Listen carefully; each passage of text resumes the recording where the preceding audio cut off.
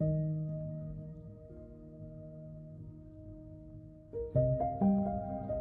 primary purpose of the ARC is to improve and enhance the lives of individuals with intellectual and developmental disabilities and their families. And that really encompasses early intervention, special education, transition, adult services, access to health care, access to transportation, lobbying both legislatively as well as legal advocacy.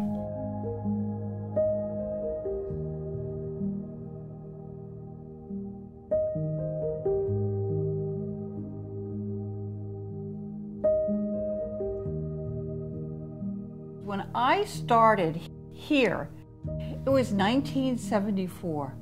Treatment for people with disabilities was under the Department of Mental Health. We had no rights whatsoever. We were buried. The summer of 1976, I got involved with the Boltwood-Belchertown Volunteer Project. My job was a supervisor for a group of men who had been in the institution for their entire lives. The first day I was met by an attendant, introduced me to the men, not by name, never mentioned their name, mentioned their behaviors that they engaged in or their physical attributes. They did not value the humanity of the people.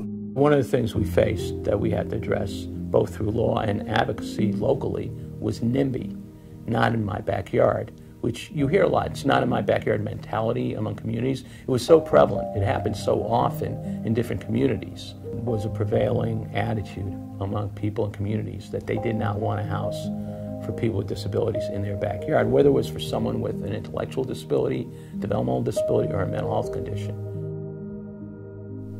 People can treat people good and they can treat us bad. They can treat me like a little child or like I don't know what am I doing at my job. Some people stare, some people don't. And it makes us uncomfortable when people stare. Things evolved in terms of how people looked at as they got more used to see people with developmental disabilities. They also stared less and acted less, reacted less. Inclusion is not something that comes naturally to a lot of people, because we're not socialized that way. The parent is struck with what am I going to do about it? And what am I going to do about my child? But also what I'm going to do about making the world ready for my child.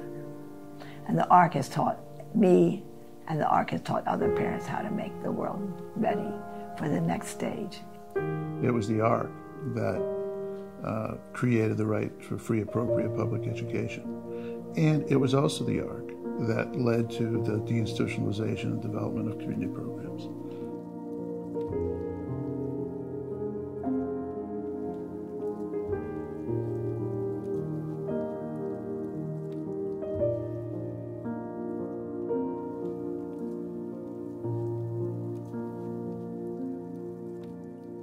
The year that Chapter 766 was required in all the schools, that was really a hard time for the people in the school. They really had no idea what to do with all the kids with learning disabilities, whose parents had been fighting for this law, whose parents were waiting to get services for their kids.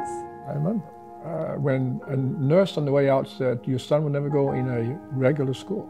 And coming to Lexington, it was clear that we would be the only one who would advocate for Daniel, the only one who knew what it took. We had to be advocates for our children, because if we were not, our children would not get the services they deserved. As parents, we knew that we had to navigate the process with a lot of diplomacy, which sometimes we were not able to execute. I think having relationships, favorable relationships with the district and the teachers is crucial, but yet also being strong advocates, and I think that there's a real balance. Things weren't always quite easy for us.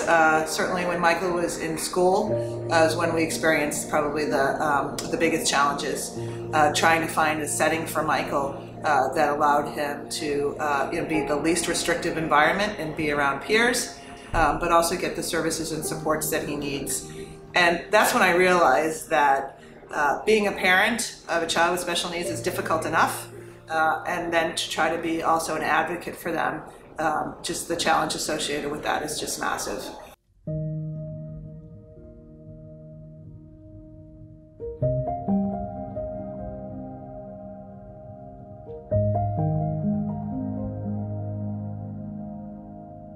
We knew full well what turning 22 and the funding issues were. We did not want to get stuck with Daniel at home turning 22 and trying to argue into a limited budget that he now needs to move out, because he wouldn't be moved out. Daniel should move into a program where he learns to live in a group home. We really had to work on thinking, where would he live? This was when there was no money in the state. It was before the Boulay settlement. There was wait listed, and I was not ready to wait 10 years to have him move out. I wanted him to have as much of the experience as his contemporaries, his neighbors, and his siblings had. It was tough. It was every day that I came here was a challenge. Only that, how do we get money to families who have raised their children at home and could no longer do it? We had certain things to take into consideration. We have no family here. To us, it became very important to think about, we die.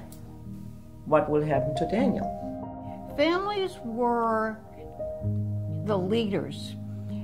The families pushed the execs. The families had a sense of what they wanted for their child.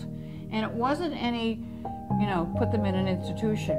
As I'm thinking about James, he's going to be 22 in 2 years. And where's he going to be? Because being in a place where the only people around him are either service providers or people with disabilities is not my vision of his future, because that's not the real world. I recognize that if it hadn't been for the ARC, James quite possibly could have been an institution. I might have had a very different conversation. So instead of he would have had to go to a different school, it'd be like, he's going here. And it might have even been presented as though it wasn't an option, like we didn't have choice. I had to advocate for myself the most. That's basically what I did. Ryan is our only child, and we wanted him to live independently.